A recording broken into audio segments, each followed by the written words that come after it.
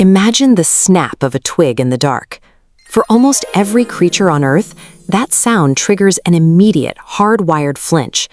There is no conscious thought involved, only a split-second physiological reflex to run or fight. Compare that raw reflex to the orchestration of a modern rescue mission, or engineers coordinating the launch of a satellite. Those actions require projecting and managing a complex scenario that has not actually happened yet. For millions of years, our earliest ancestors lived entirely in that first state. They navigated their environment much like any other ape, driven entirely by whatever immediate environmental triggers presented themselves. But at a specific point in the fossil record, that purely reactionary loop breaks. The hominid line abruptly begins acting with clear, deliberate intent.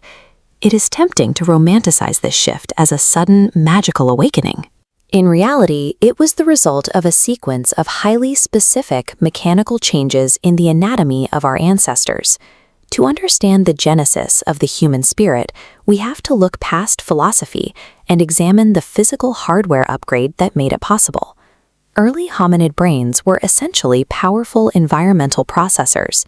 They were excellent at analyzing incoming threats or identifying food right in front of them, but they were entirely locked into the present tense. This diagram illustrates the pivotal biological catalyst, a rapid, disproportionate expansion of the prefrontal cortex located right behind the forehead. This extra neural tissue gave early humans an entirely new neurological brake pedal. For the first time, an organism could feel a biological urge, like hunger or fear, and consciously decide to suppress it. With the immediate impulse suppressed, the brain could now run simulations. It could project multiple potential futures and weigh different actions against each other before moving a single muscle. Together, impulse control and future projection created the mechanism of delayed gratification.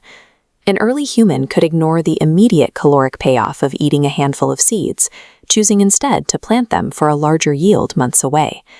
They were no longer prisoners reacting to whatever the present moment threw at them. By controlling their impulses, they became active architects of their own future. This internal ability to simulate a future naturally bled out into the physical world. If you can imagine a scenario that does not exist, you can start bending your environment to make it happen. Crows and chimpanzees will occasionally pick up a rock to crack open a nut. That is opportunistic. Conceptualizing a complex tool that does not exist anywhere in nature requires an entirely different level of cognition. Looking closely at this Paleolithic hand axe, you can see deliberate, symmetrical edges chipped away. To create this, our ancestor had to hold a perfect blueprint of the finished blade in their mind while systematically striking away the excess rock. Armed with sharpened stone, early hominids bypassed millions of years of physical evolution. This mental blueprint allowed them to graduate from vulnerable scavengers into apex predators, capable of processing massive game. A crafted blade like this is the absolute earliest physical manifestation of abstract thought and intentional design. Hunting large game with close-range stone tools introduced a massive spike in physical danger. A solitary hominid attempting to take down a mammoth or rhino would be quickly killed. Survival now required highly coordinated group strategies. Driving prey into an ambush or executing a flanking maneuver meant that multiple individuals had to hold the exact same future objective in their minds simultaneously. Because the physical risk of the hunt was shared, the caloric rewards had to be shared as well. If one hunter was injured, the group mathematically required the others to step up, forging deep networks of mutual reliance. Over generations, that transactional reliance hardened into something deeper. Early humans began expending their hard-won resources to care for individuals who could no longer physically contribute to the group's survival. This fossilized femur proves exactly that. A shattered thigh bone would be a guaranteed death sentence for any solitary animal. The fact that this bone fully healed means the injured individual was fed, protected, and carried by their peers for months. This healed fracture provides the evidence for when biological survival of the fittest was superseded by the conscious, long-term protection of the tribe. Once the neurological hardware upgrade allowed for the invention of tools, and those tools forced the development of tight social cooperation, hominids crossed an evolutionary point of no return. The trajectory was permanently set.